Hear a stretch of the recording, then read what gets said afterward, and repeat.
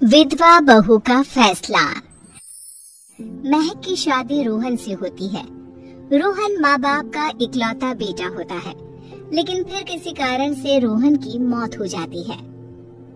बेटा महक, तेरे आगे इतनी बड़ी जिंदगी है, फिर बच्चों की भी जिम्मेदारी। तू कोई काम कर ले। मैं तो कहती हूँ रोहन के ऑफिस में ही बात कर ले, शायद तेरे लिए कोई काम निकल आए।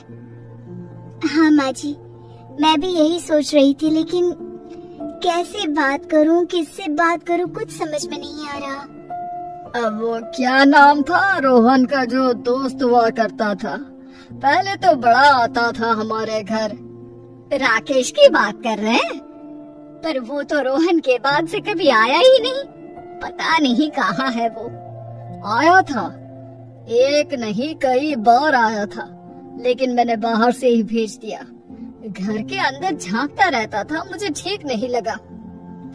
अरे आपको तो पता नहीं क्या ठीक लगता है और क्या नहीं। उसका नंबर है मेरे पास, मैं आज ही फोन करती हूँ। सास राकेश को फोन लगाती है और शाम को घर आने का न्योता दे देती है। अरे आंटी, ओहो भाग्य हमारे कि आपने घर बुलाया। मैं तो कई बार आया, लास्ट टाइम तो अंकल से मुलाकात भी हो गई थी।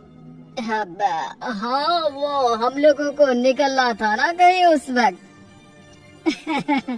अरे छोड़ो ना बेटा, बोलो क्या लोगे? आपकी बहू। क्या बकवास कर रहे हो राकेश? अरे मेरा मतलब ये है कि आपकी बहू कहाँ है?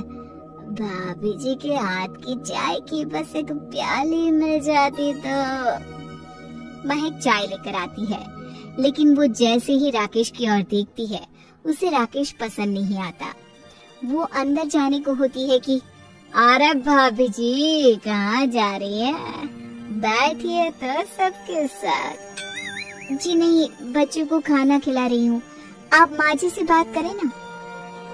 अंदर जाने के बाद सास कहती है, अरे बेटा राकेश, वो क्या है ना, वैसे तो तेरे अंकल जी की पेंशन आती है, साथ ही ऊपर 2 मंजिल मकान से किराया भी, तो हम लोगों का तो अच्छा चल जाता है। लेकिन महक, उनकी चिंता आप न करें आंटी, आदेश दे बस आप तो। देखो भाग्यवान, रहने दो, कोई बात नहीं, मैनेज हो जाएगा। अरे क्या मैनेज हो जाएगा अंकल, हमें भी बता दे।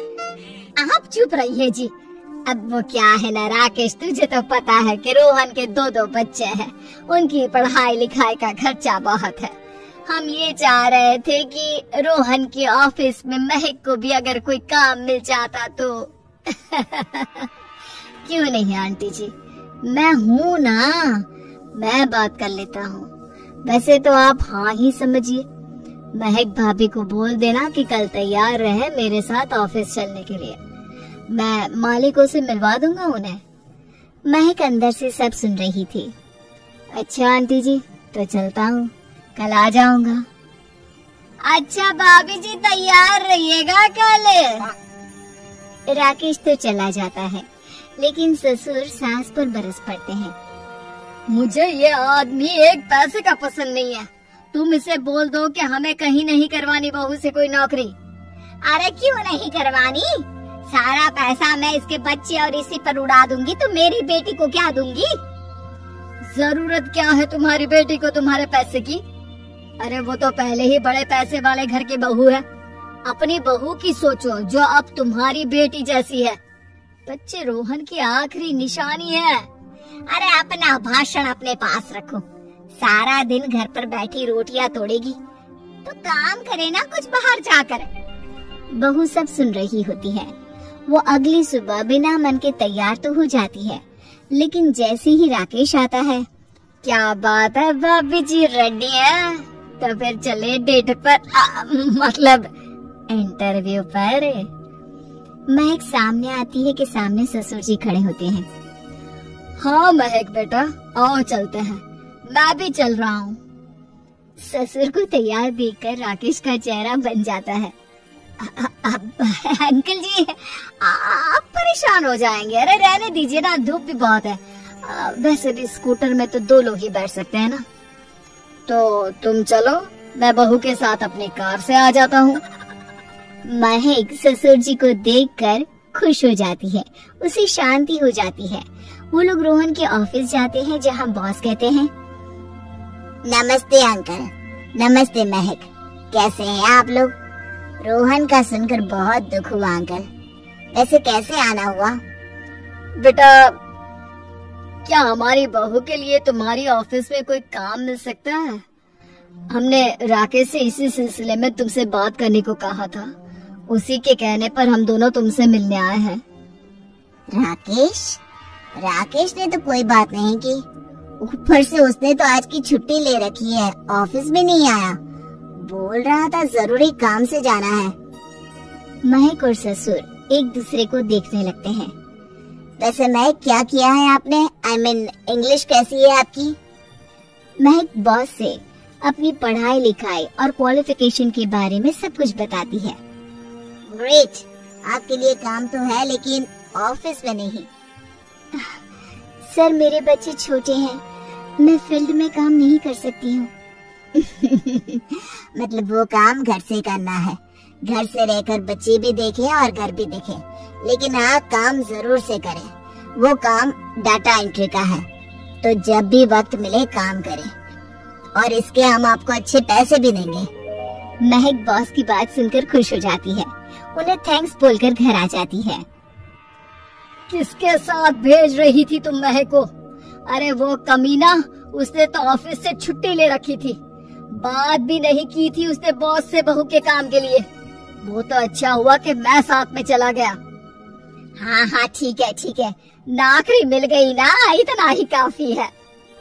समय बीतता है और एक दिन फिर दरवाजे पर दस्तक होती है। घर पर कोई नहीं था। महक दरवाजा खोलती है, देखती है तो सामने है राकेश। नमस्ते भाभी जी। नमस्ते। घर पर कोई नहीं है, आप कल आइएगा। अरे, कैसी बात कर रही है भाभी जी? हम तो आपकी मदद के लिए आए हैं। वो क्या है ना, अंकल जी का फोन आया था कि आपको किसी मदद की जरूरत है। महक को आश्चर्य होता है कि उसके ससुर ने राकेश को फोन क्यों किया। वो ससुर जी को फोन करती है लेकिन फोन नहीं लगता। नहीं, हम लोगों को किसी भी चीज की जरूरत नहीं है, आप जा सकते हैं।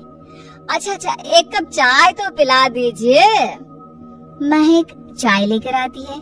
चाय पीने के बाद, रोहन मेरा बहुत अच्छा दोस्त था।